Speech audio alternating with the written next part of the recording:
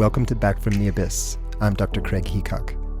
Today, I'm going to do an episode answering listener questions with my friend Saj Razvi. And many of you remember Saj from the first season, and if you haven't listened to his 2 episodes, which are the Healing Trauma with Psychedelics episodes, you got to go back and listen to those because those are extraordinary. But in any case, I invited Saj to answer some listener questions, and I think you're really going to enjoy this. But before we begin that, I wanted to read an iTunes review, which actually I think relates a lot to what we're talking about today. Now, a couple of my favorite podcasts will ask guests, what have you changed your mind about? And I listen to those and I think, okay, I have to keep an open mind. I got to keep an open mind. What am I changing my mind about? Well, I have changed my mind about one thing for sure. And Saj is going to talk more about this. But from the first season, some of you might remember the medical cannabis podcast I did. And that actually got the only negative iTunes review that I've gotten. And first of all, for everyone who's written an iTunes review, thank you so much. It's super meaningful. And gosh, there's such detailed, powerful stuff that those of you have said. So thank you. But let me read this one. This was from, November 2019 by Spoondippity. I like that name, Spoondippity. It says, loved everything about this until the marijuana episode. I was recommended this podcast by my therapist while going through EMDR. I'm really enjoying it overall, but I just finished the marijuana episode and now I have doubts. The views were so outdated and incorrect. Please do not compare medical marijuana to medicinal vodka and think that I'm still going to value your insight on the subject. I recommend doing a lot more research, not from the 80s, and maybe revisiting this topic. Well, I didn't necessarily do a lot more research, but I hung out with Saj, and I think anybody who hangs out with Saj Razvi for a while is going to change their mind on at least something important because he's such a fascinating, insightful guy. And so I have actually changed my mind about THC. So in the marijuana cannabis podcast last year, I deeply questioned whether THC has any psychiatric use at all. I described it as a coping strategy and not necessarily negative as long as you don't have a psychotic illness or bipolar spectrum illness, but not necessarily a treatment. But Saj has convinced me that there is actually at least one really interesting, powerful use of THC. And that is to help people go deep into their primary or somatic consciousness and do somatic trauma work. In the show notes for this episode, I put a link to a video of Saj doing this work with people, and it's pretty mind-blowing. It's not people like smoking weed to get high. This is people using powerful doses of THC to unleash the trauma within, and it is something to behold. And so I have changed my mind on that. So I really appreciate that interview, Spoondippity, that review. And I'm trying to keep my mind open, and I take it back. I do think THC has at least one important use now in psychiatry, and that is for helping people release and work through deeply embedded, embodied trauma. I'll link in the show notes also to Saj Razvi's new project, which is called the Psychedelic Somatic Institute. They're doing some really cool things with cannabis and eventually with psilocybin once Europe opens up again. So I'm planning to do another episode later this year, Ask Me Anything, listener questions. So if you have anything that you want me to talk about, you can email me through craigheacockmd.com, or you could send a message through our Twitter account, which is at BFTA Pod. Well, I hope you enjoy this discussion with Saj and me. I know we really had a good time making it. Thanks. But here's some questions, and we'll just jump in together, Saj. How do I tell the difference between a depressed client and a dissociated one? They can present so similarly. I feel like I probably miss dissociation way more than I should. You want to jump in on that? Sure. I don't think you can tell the difference between a depressed client and a dissociated client. Depression is one of the features that we see as the body releases opioids as a response to in the defense cascade. So it's one of those things where, we're looking at symptoms and saying, oh, well, this is depression or this is dissociation. And, certainly depression is on the spectrum of, depression is on the spectrum of dissociation. So what I would typically say to something like that is the same thing that I would say when somebody presents and they have, say, a bipolar 2 diagnosis, which is to say, okay, you've got this diagnosis and you also have a pretty significant trauma history, right? So we don't know what can be coming from where. Whether the depression is coming from some other source or if the depression is coming from, living life under threat. And so let's see what happens to it as we clear the traumatic charge. Let's see what happens to the depression. Mm-hmm. That would be my approach. Yeah. I wonder, one thing that I thought of when I read this question is I get the sense, at least for me, that with dissociated patients, I can't connect. I feel like I can connect with most of my depressed bipolar or major depression or whatever. But there's something about folks who are deeply dissociated, right? They check all the boxes of clinical depression. They look depressed. But energetically, I just can't feel it. I have a couple patients I see frequently who are very dissociated. And I think gosh, they don't have much chi. In sort of Eastern medicine sense, they're just, or it's locked up or it's really stuck, or it's almost, it's like some of my dissociated patients, even sitting in the room, it's like they're on Zoom. It's like a video chat, but they're in the room a few feet. Do you ever feel that? Yeah. I think I know what you're referring to. It's an energetic thing. It's not, I don't know if that's helpful to the listener, but I do feel like even some of my most profoundly, say, depressed bipolar patients, I can feel something. Mm-hmm. It may just be dysphoric, horrific misery, but some of my real dissociated people that maybe I thought were depression was the main thing, but as I got to know them, I realized, oh no, this is a total shutdown. Mm-hmm. As you talked about, a 10 milligram IV morphine, endogenous, just numbness, and I can just feel that numbness.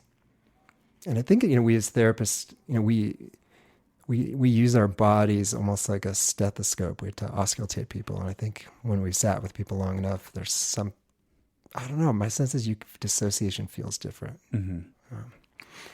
Yeah, you may encounter other forms of depression typically than I do, simply because our practice has, I think we get a lot of people that have depression based on circumstantial life events. Right. Yeah. Because I think you and I had that discussion a few years ago about, can you have depression without trauma? And you do so much trauma work that pretty much everyone you see has a foundational damage, root damage, and things come out of that, where I definitely have a subset of people who seemingly grew up in loving, stable, good homes, and for reasons of genetic bad luck or something, came down with terrible psychiatric illness. Mm-hmm. How about this one? I feel like many of the current therapy approaches, such as CBT, cognitive behavioral therapy, and DBT, dialectical behavioral therapy, that they ignore the crucial role of the unconscious in the therapeutic relationship. What are your thoughts on this? I would concur. I would agree. And I would say that not only do they ignore it in the therapeutic relationship, I think they ignore it in the client themselves.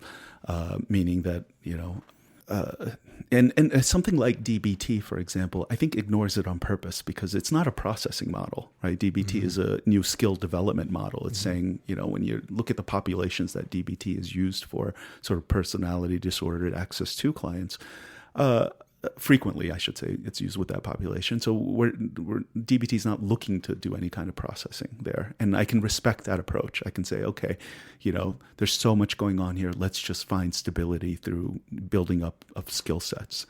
However, I think if you're going to have a sort of a full spectrum form of psychotherapy, I think you need to acknowledge that there's other things going on within a person other than, sort of, just their conscious thoughts and behaviors. Yeah.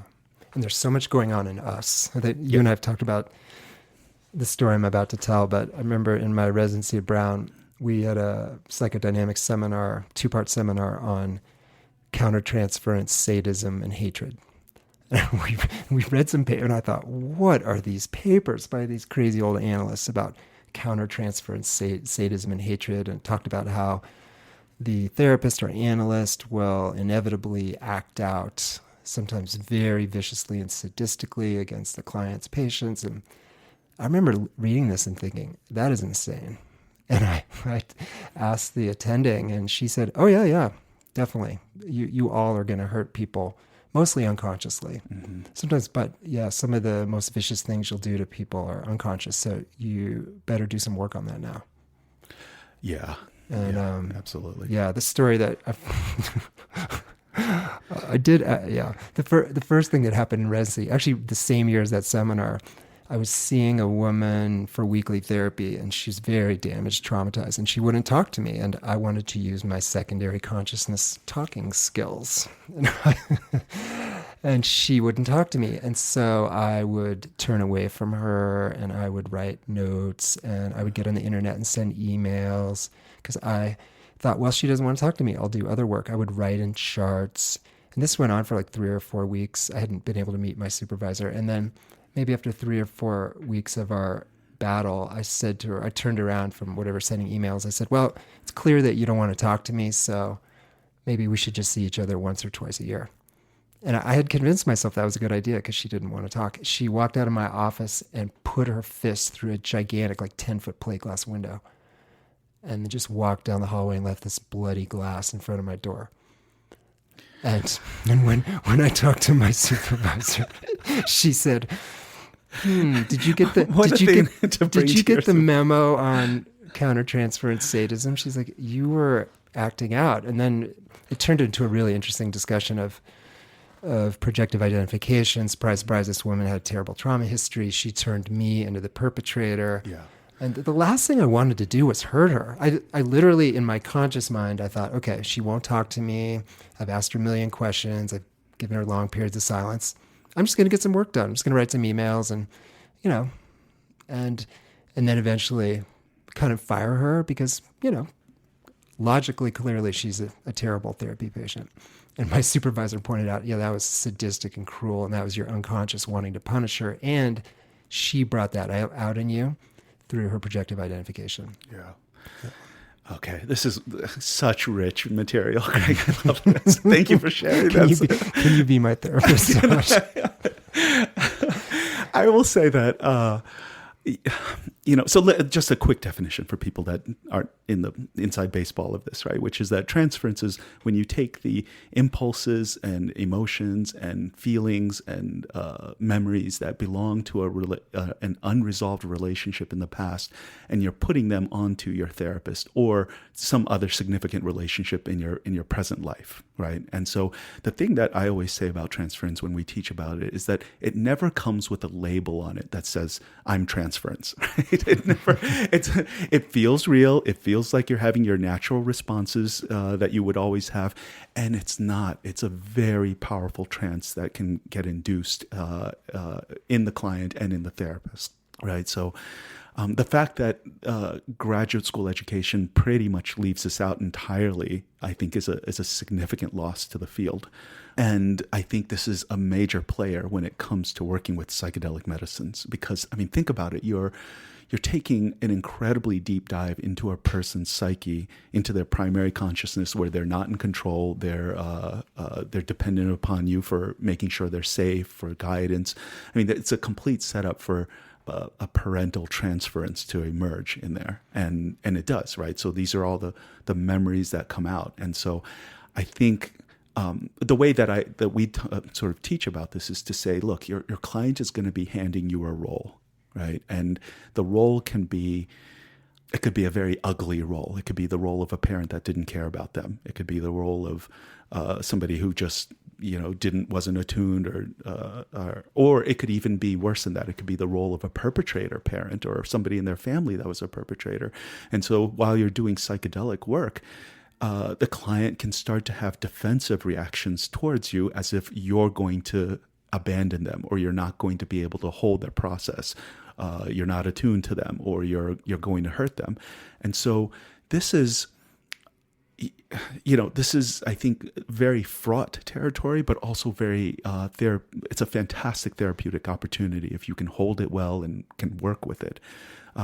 Because look, that relationship is embedded inside the client's memory, right? That core relationship in their life is there, and where better for it to come out other than the therapy office, as compared to sort of their relationship at home or something like that. Yeah. So we kind of welcome that. So, and you can welcome it by not denying it. Right, the client system is kind of unpacking itself in the room, so it'll hand you this role, and if you just sit there in a neutral way and sort of accept it and let them do this projective identification with you, then their system is going to turn on all these biological, physical responses towards you, or towards that role.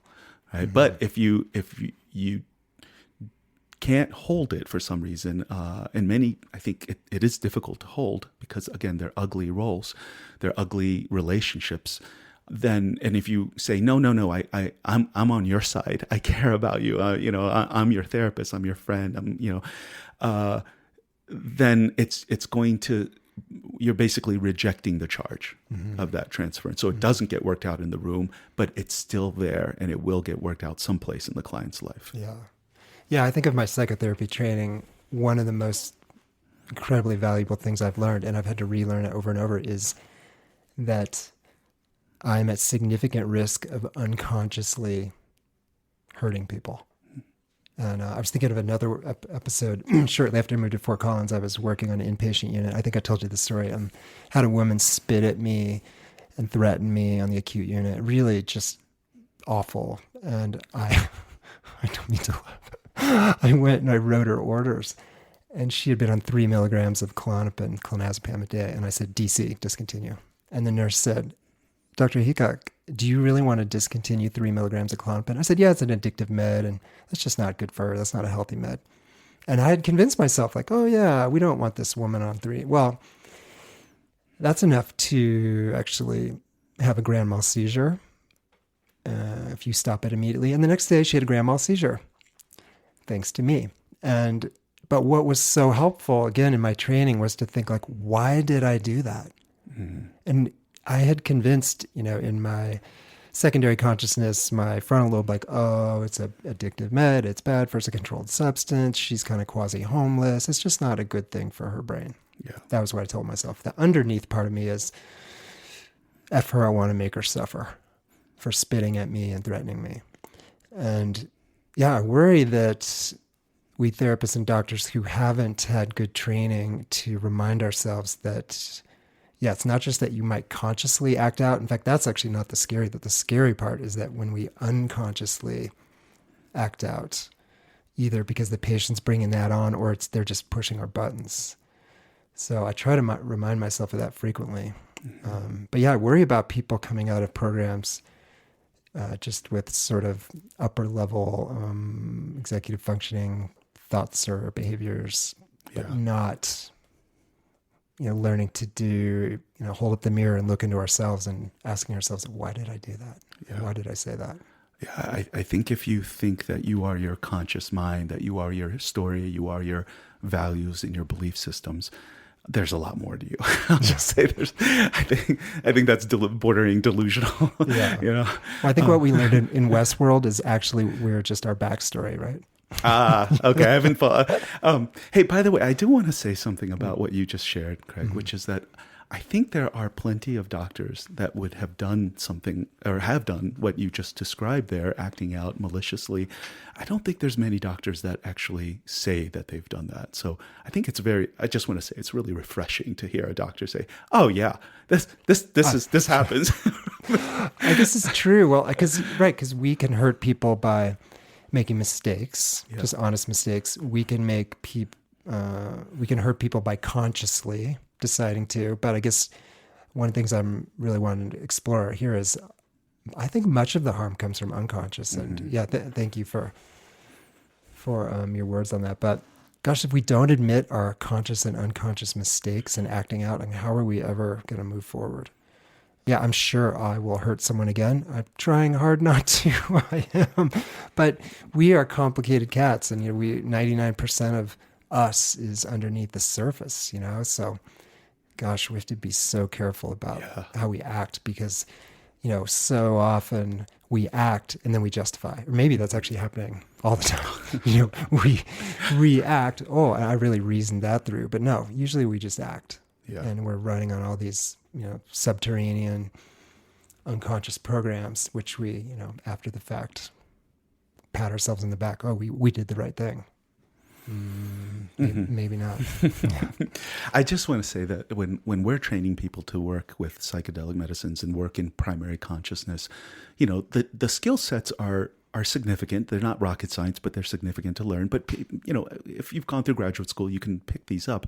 I would say that the most difficult part for clinicians doing that level of work is really clearing out their own systems.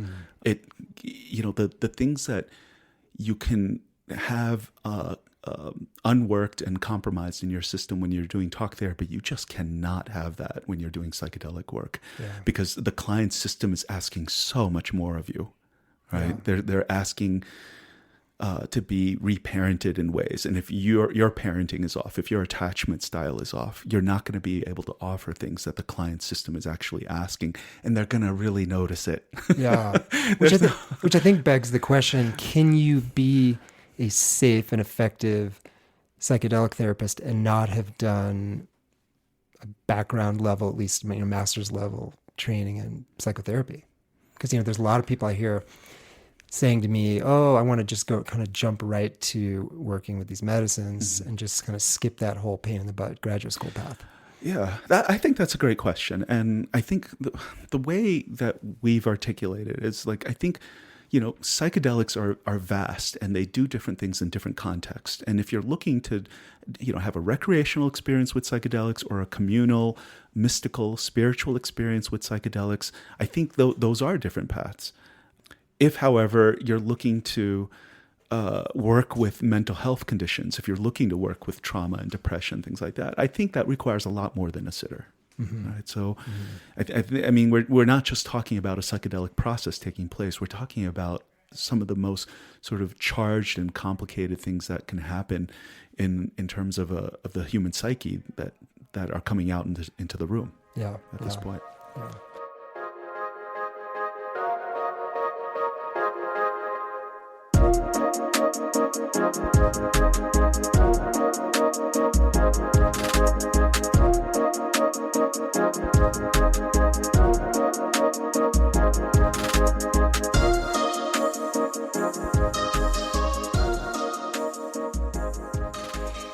Here's another question.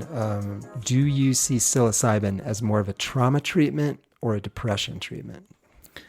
I see it as both. Mm-hmm. I think the way it's being looked at in the U.S. is as a depression treatment. From what I've seen at in our Amsterdam program, you can absolutely work you can work levels of trauma with it that you can't work with something like cannabis or MDMA, right? So the way that I describe the difference here is that, tier 1 is cannabis, MDMA, ketamine, and they work with the events in a person's life. They work with the sort of the highly charged, overwhelming, neglectful, traumatic events in a person's life. Once we see that a person's sort of core foundational nervous system has integrity to it, right? Their biological foundation is there. Then I think sort of psilocybin can step in. And the reason why I say that is because psilocybin asks a lot more of the client than I think either MDMA or cannabis asks, right? So psilocybin challenges or it works with the fabric of reality that gets created around these events. It works with the very sense of you that got created in response to the events in your life. And I think MDMA and cannabis don't do that. They don't challenge the I that was created, but certainly psilocybin, absolutely it does. Mm-hmm. And I think that's why it needs a much more foundational level of support and stability before your system can say, yeah, I can open to this level of challenge that this medicine is bringing to me. Yeah. I'm really interested to see as psilocybin comes online for depression, how we'll see differential efficacy between, say, medium to high dose psilocybin session in nature versus sort of the eye shades music versus an interpersonal, like, so these very different contexts. Because, potentially one of the things that psychedelics can do, and psilocybin in particular, is to rekindle that sense of wonder and awe at just the beauty of the world. And boy, if that isn't one of the core sort of psychological deficits of depression, it's just losing that. Because, this research is mostly being done in rooms, and eye shades, or not out in nature. But I think that'll be really interesting to when they try to tease out the, if you will, sort of the neurochemical effects of psilocybin on serotonin 2A and default mode network, and maybe neurogenesis versus having an experience that's powerfully context shifting. Yeah. I think we're in the same ballpark, though, when we're talking, because I think when I spent the day with the Johns Hopkins psilocybin team a year or two ago, and they were looking at, they're looking at it for depression, and the model that they're really working with is Carhart Harris's model of the entropic brain. And so their sense is, I asked them, well, where would you put your money when it comes to like where is depression coming from? And they were like, yeah, we think it's the entropic brain model, which is that, an over-functioning default mode network, rigidified ego structure, lack of openness to the world, lack of openness to experience, just general rigidification. Yeah. And I think psilocybin, even if it's not used in a sort of a guided way to deal with the traumatic events and the personality structure that got created in response to those events, if it's just used as a biochemical response, I think it'll still be pretty effective at breaking down the default mode network. Yeah. So yeah.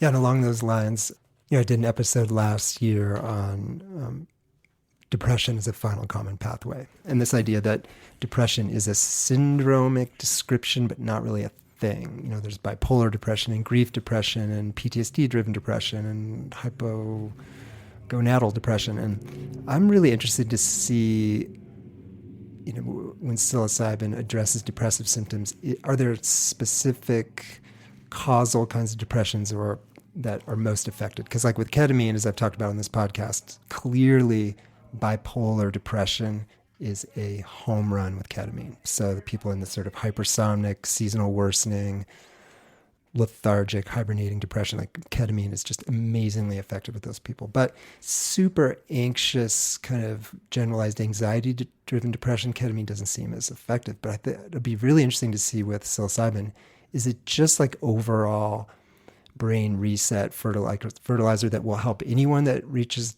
a depressive state, or is it going to be particularly good for grief-driven or trauma-driven or MDD-driven, or and I think that's one of the things that's so difficult about these studies is they're studying something, quote unquote, treatment-resistant depression, which is not a thing. It's like saying treatment-resistant leg pain. Well, part of the reason you might have treatment-resistant leg pain is because we don't know what's causing the leg pain. So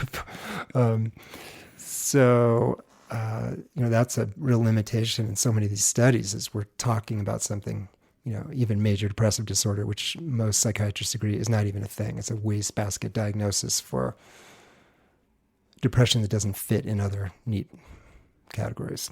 Here's a related question. I'm curious. I have some thoughts on this too, but let's start with you, Saj. Is MDMA a treatment for depression? Now, it's being studied for PTSD, and a lot of people know about that use, but is it actually a treatment for depression? What are your thoughts? Again, I think there's a big overlap between the depression, at least that I see, and PTSD. So in that sense, yeah, it is a treatment for depression being a symptom of PTSD. But is it directly a treatment for depression? I can't speak to that. Mm-hmm. How does it, to what extent it dissolves the default mode network, and it can do the same thing that we were just talking about with the Hopkins team. Yeah. My hunch is that we're going to find, much like you said, that depression that's coming out of trauma, it can be a really effective treatment. But other kinds of depression, no. And it kind of makes sense even if you think of the molecular structure. It's an amphetamine base. If we look at how people typically feel a day or two after MDMA sessions, they typically wouldn't say they feel energetic and great. Whereas I've had people with significant depression who, for example, inadvertently took psilocybin with a friend, not as a depression treatment, but they came back and this was even years ago. People said, Higok, are mushrooms a depression treatment? Because I was with some old friends and we took a couple grams and I felt a lot better for the last few weeks. I mean, I've heard many reports of that. I've never heard anyone say that with MDMA, that they say, oh, I was, with some friends, took MDMA and my depression got better. I would agree with that. I've never heard that. Yeah. So, yeah, my sense is it really matters what's causing a depression. Again, so much depression is trauma related. But if that's not the heart of it, it's probably not going to happen.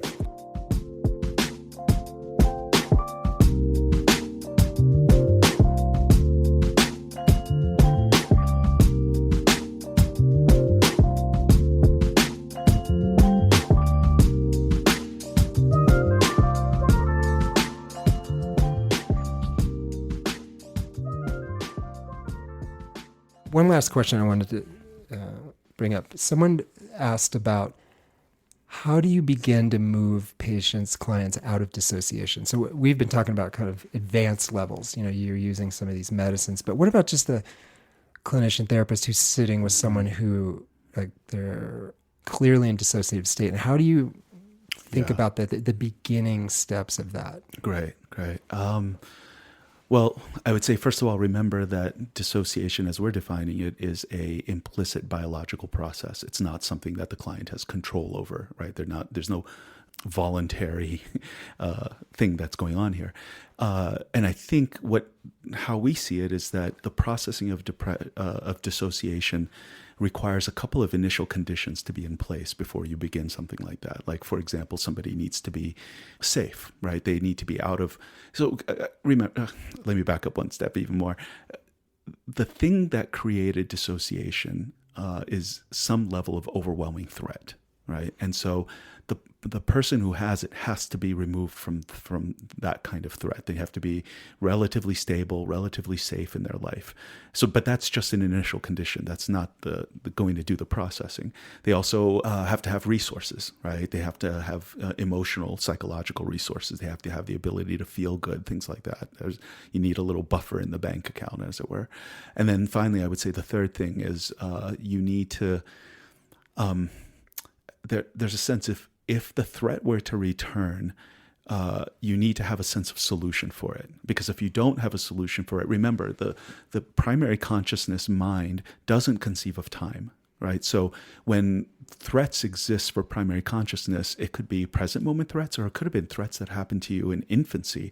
But that part of your mind isn't going to know that this threat is no longer there. So the more that a person realizes that, wait a minute, if this happened to me tomorrow, I could deal with it much better. Or even if it can't happen to me tomorrow, I think all three of those are the initial conditions necessary for processing. But once those are in place, what we have people do is essentially ally with the dissociation, right? And what I mean by that is you have people sort of notice, and you let them dissociate, and and they take you with them into the dissociation. So, and you're not challenging it. You're not, trying to pull them out of it, talk them out of it. You're just saying, oh, great. Well, describe what's happening to me now. And they'll describe, well, I feel floaty. I feel like,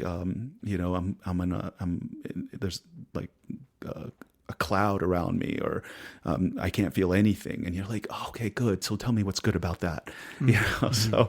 So they're basically, the more that they can witness and describe to you and stay with that dissociative process, the more it will shift from dissociation to depression, hopelessness, heaviness, collapse, which you would think that this is not a good thing to have happen, but it's, they're moving from non-existence to back into the world of feeling when that shift takes place. Yeah. So it's essentially a being with the dissociation. Yeah. So it's becoming more mindful, more aware, and then encouraging more dissociation. Yeah. Like going deeper in it to go through it. Yeah. So, and it's surprising. It's kind of a dirty trick, I guess, because because they're pretty convinced that this place that they're in is very rock solid. They have no power in it or anything, and it's never going to move. But people will, again, dissociation can look a lot of different ways. But let's say we're just talking about that respite feeling, that feeling of like that non-feeling, actually. And if they're just witnessing it long enough, eventually, well, they'll say something like, "But I guess it's a little lonely in here," right? Because again, when you're dissociated, you're not having relationship either, right? You're in there alone. It's like being in a cave at the bottom of the sea. And eventually, when people start getting information into that cave that there's some downside to it, or they're starting to getting some sensation into that cave with them, like they're feeling heavy or awful or something like that, that's great news. So you just kind of gently just say, okay, let's keep going with this, see where it goes, right? So, yeah. I love that this idea that even though people in dissociation came to that through a traumatic state, you're not pathologizing it. You're recognizing it as, oh yeah, this is what your body did to keep you safe and put you in this sort of numbed chamber to keep you safe. And we're going to go with that. Yeah. Yeah. I like that. Yeah. And it is complicated, right? Because again, if dissociation was the only safe place that a person found in their childhood, it's like, that's you're asking them to undo, the thing that worked for them really well in their childhood. And it's great that they had that, but there's a huge price to pay for people who lived a childhood or live a life in dissociation. Again, relationship or being responsive in the world or feeling the world are the, very big price to pay for that kind of safety. If you like this episode, please share it with anyone else who might find hope or meaning in this story. Check out our website, bftapodcast.com, where you can learn more about us and this project, get more information on the treatments mentioned in the stories, as well as additional resources and music credits. You can also email us with comments or story requests. If you have time, please rate us on iTunes, as this helps us spread these stories far and wide. Much gratitude to my good friend Chris Johnson, who does our sound, and thank you for listening to Back from the Abyss. May each of you find the strength and support to find your way through the darkness.